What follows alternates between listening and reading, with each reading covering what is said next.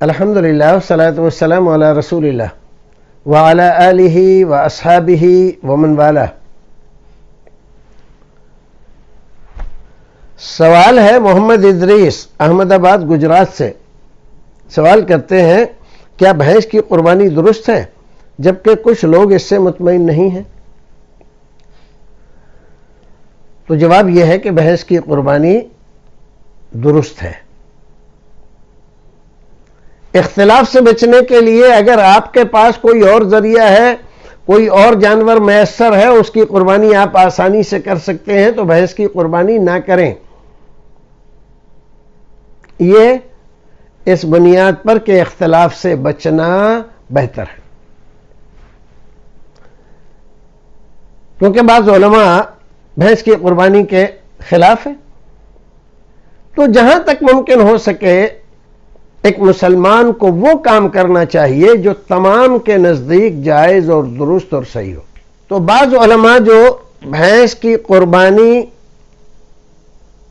کو قربانی نہیں مانتے یا بھینس کو قربانی کا جانور نہیں مانتے،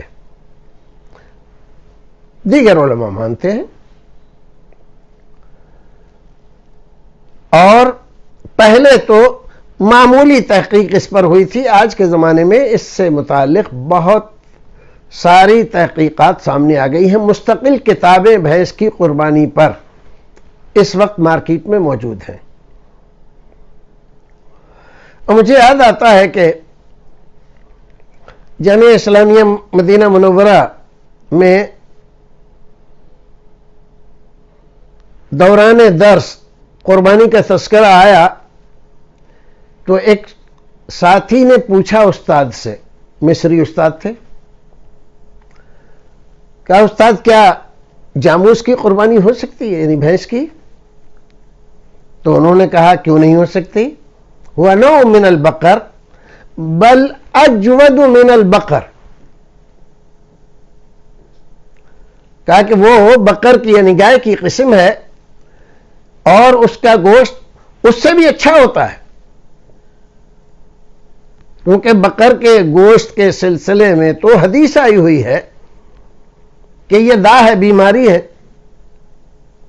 دودھ اس کا شفا ہے۔ بھینس کے سلسلے میں ایسا کچھ نہیں ہے۔ بہرحال یہ ایک مسئلہ ہے۔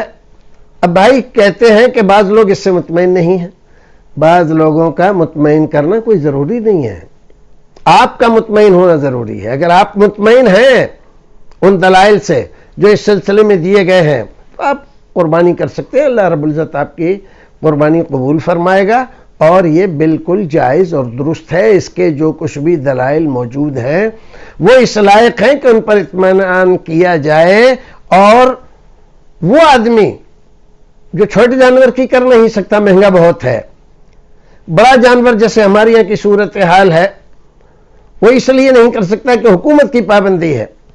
اب لے دیکھیں ایک ہی جانور بچا ہے اور وہ ہے بھینس، تو اب دو صورت ہے، یا تو بھینس کی قربانی کرے یا بالکل قربانی نہ کرے۔ تو نہ کرنے کے مقابلے میں بہرحال قربانی کرنا بہتر ہے، اچھا ہے، اولا ہے، افضل ہے، تو بھینس کی قربانی کی جا سکتی ہے۔ پھر ملتے ہیں آپ سے اگلے سوال کے ساتھ۔ السلام علیکم ورحمۃ اللہ وبرکاتہ۔